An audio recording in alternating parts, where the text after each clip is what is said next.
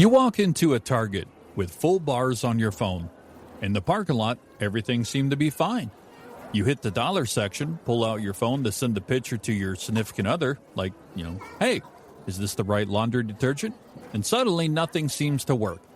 Messages spin, Safari or Chrome won't load anything, your app that you have your notes on seems to be frozen. Then you walk back out into the parking lot and your phone explodes with notifications. All the messages arrive at once like nothing ever happened.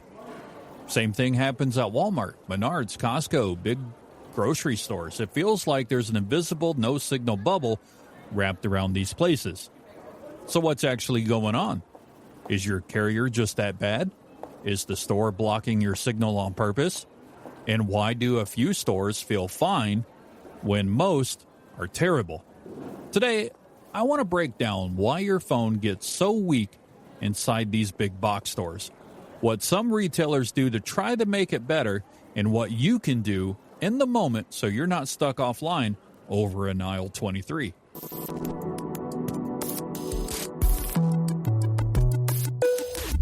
This is the Tyler Woodward Project. This episode came from a really simple question I seen over on Threads. Why does my signal die every time I walk into a Target?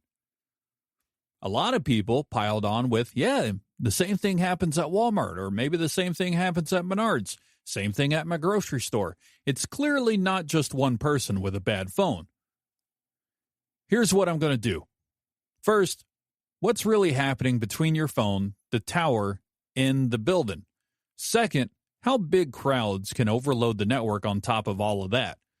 Third, what stores sometimes do about it, and the handful of tricks you can use so you can actually get a message out from the back of the store. Let's start with the main villain in this story, the building itself. Think of your phone as trying to have a conversation with a cell tower outside the store. Between them, you've now dropped a giant warehouse full of things that are really terrible for a cell signal. Most big box stores share three things in common: a metal roof, thick concrete or block walls, and a forest of metal shelving and equipment inside the building. From a radio's point of view, that combo behaves like a giant leaky shield. Let's start with the roof. Metal it's absolutely brutal for wireless signals. If you've ever put your phone in a metal cookie tin or maybe a metal lunchbox, you'll see those bars disappear. A big box store is like that, but scaled up massively. The roof is made of metal panels. The structure is steel, and in some cases, even parts of the exterior are metal. The signal from the tower has to pass through all of that metal, that metal lid to reach your phone. A lot of it gets reflected or absorbed and never makes it inside the building. It's not a perfect shield, but it's close enough that your phone does feel it. Then you get to the walls. Concrete blocks, poured concrete, brick. These materials are thick and dense. They don't bounce the signal away like the metal does. They just sort of soak it up like you do on a bright sunny day, absorbing those rays. And inside that concrete, there's usually steel rebar. So now you've got the density plus more metal on top of it. The path from the tower to your phone looks something like this. Tower outside. It's got to go through the concrete and brick walls with steel inside. It's got to make it into the building with that metal roof, through rows of metal racks and coolers, finally into your pocket. Each step chips away a little bit of that signal. By the time you're standing in the middle of the supercenter, there may just not be enough left to give you a stable connection. Newer buildings add one more twist: fancy glass. A lot of modern storefronts use energy-efficient, low-E glass. It has a thin metallic layer that reflects heat back out, which is great for that power bill. Unfortunately, that same metallic layer can also reflect some of your phone's signal back out instead of letting it in. So even the big glass front on the building of the store can be less friendly than it looks. Now, add one more piece, 5G versus 4G. Huh? The very simple version is this. Some of the faster, newer 5G signals use higher frequency radio waves. Those, carry more data, but they're worse at going through walls and roofs. The older, lower frequency stuff, some 4G and low band 5G, behaves more like a low note on a bass guitar. It travels farther and bends around obstacles better. So, you might see a fancy 5G icon in the parking lot, then walk inside and watch it drop back to the older signals or vanish altogether. The race car version of 5G just doesn't like metal roofs and thick walls. So that's the first half of the story. The building itself is a really rough environment for your phone signal. Now, let's talk about the second half of the story. The crowd, the people. Even if some signal makes it into the store, the nearby cell tower can only handle a limited number of phones at once. Think of it like a highway with a fixed number of lanes. On a busy Saturday afternoon, you've got hundreds of shoppers, all their phones collected in one place, plus employee devices, all of the surrounding businesses using the same tower, everyone streaming, scrolling, loading apps, using store coupons, sending photos of products home back to someone else to verify they're getting the right stuff. That is network congestion. The road, well, it's still there, but now it's jammed. Think of it like 5 o'clock, 6 o'clock traffic in a busy city. On your phone, it looks like this. You see one or two bars, but everything is just slow to load. Calls take forever to connect or fail completely. Messages hang for a while and then all show up at once later. So now, combine these two things. A big metal and concrete box store that's already chewing up the signal, plus a tower that's getting hammered by all the people in one location. That's exactly the "my phone is useless in here" feeling you get in some of these big box stores.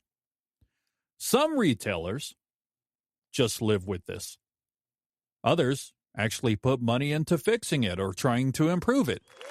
Broadly, there are 3 things you might benefit from as a shopper. Cell boosters, more advanced antenna systems, and good guest Wi-Fi. First, let's talk about those cell signal boosters. Some stores install commercial-grade boosters. That's usually an antenna on the roof that listens for signals from your carrier, like AT&T, Verizon, T-Mobile, and so on. Inside, a booster amplifies whatever it hears outside. Then, using small antennas, they spread that signal around inside the store. From your perspective, it just feels like this. My phone actually works in here. That's strange because it doesn't work in any other store around here. You'll see this more in places where connectivity is part of the business. Certain grocery chains, some malls, or big stores that rely heavily on apps and digital experiences. Second, distributed antenna systems, or DAS, DAS.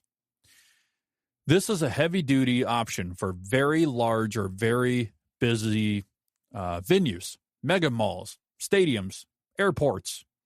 Inside of one booster and a handful of antennas, there's a whole network of small antennas throughout the building, all tied back to the carrier's equipment. From your point of view, you walk all over the property and your bars stay solid. It just feels like the tower followed you around indoors. You generally only see this level of investment in flagship or very high traffic locations because it's quite expensive. Third, let's talk about guest Wi-Fi. Most big retailers don't want to become mini cell phone companies. What they do invest in is Wi-Fi because it solves problems for them and for you. It powers their own app and digital coupons. It also supports their handheld scanners and tablets and other equipment the employees might be using. And it gives customers a way out when the building kills the cell service. Once you're on the store's Wi-Fi, your phone doesn't have to fight through the roof and the walls anymore. All your data goes through the internet connection the store is already paying for. If you have Wi-Fi calling turned on with your carrier, even your regular phone calls and text messages can be routed over the Wi-Fi instead of over the nearby cell tower. So if you're in a store and you notice, my phone actually works fine in here, odds are they've either already invested in some kind of booster system or they've given you solid guest Wi-Fi and your phone is quietly making the best of what it has available. Now, let's turn all of this into a few concrete things you can actually do the next time you walk into a signal-eating store. Number 1, use guest Wi-Fi and enable Wi-Fi calling on your phone. If the store has guest Wi-Fi, join it. Once you're on, your apps, such as iMessage, WhatsApp, Signal, email, social media, all of it can talk to the internet again through the store's Wi-Fi, which goes out their internet connection. If Wi-Fi calling is turned on, your regular calls and texts can also ride on that same Wi-Fi signal. On an iPhone, there's a Wi-Fi calling toggle in the settings menu. On Android, there's usually a similar option in the network or connections menu. Turn it on once, and it's ready whenever you're on Wi-Fi and cell service is weak. Sometimes phones cling to a terrible one-bar signal instead of using Wi-Fi properly. If that happens, put the phone into airplane mode, then manually turn Wi-Fi back on. That forces everything through Wi-Fi until you turn airplane mode back off. Number 2, move to the leaky parts of the building. If you don't want to use Wi-Fi, you can still help yourself by being picky about where you stand. You'll usually get better service near the main entrance, near big windows, or along exterior walls. Those are the parts of the building where the signal has the fewest obstacles. You'll usually get worse signal deep into the center of the store under the main roof, and in the back corners surrounded by the tall metal shelving or the big refrigerators and freezers. If you absolutely need to place a call or send a photo, there's nothing wrong with casually walking toward the front door of the store or near a window while you do it. You don't need to camp out by the door, but you can treat those spots as kind of a boost pad. Number 3, pay attention to how busy it is. If your phone only really falls apart when the store is packed, like a Saturday afternoon, holidays, well, that's a clue that the tower itself is congested on top of all the building problems. In those situations, you might find that even the parking lot is going to feel sluggish. That's just a lot of phones competing for limited capacity. When you see that pattern, don't immediately blame your phone or your carrier. It's probably more about timing and traffic. And once again, that's when guest Wi-Fi and Wi-Fi calling are your best friends. If there's one sentence to keep in mind from this episode, let it be this: your phone isn't failing you inside of a Target. It's trying to talk through a metal roof, thick walls, energy-efficient glass, and a crowd of other devices all hitting the same tower at once. When you can't change the building or the tower, change the path. Use Wi-Fi when it's available and use doors and windows to your advantage when it's not. So, The next time your bars vanish as soon as you push a cart into a big box store, you'll know it's not a curse and it's not a secret jammer. It's just the way these buildings are built, plus a little bit of network rush hour sprinkled on top.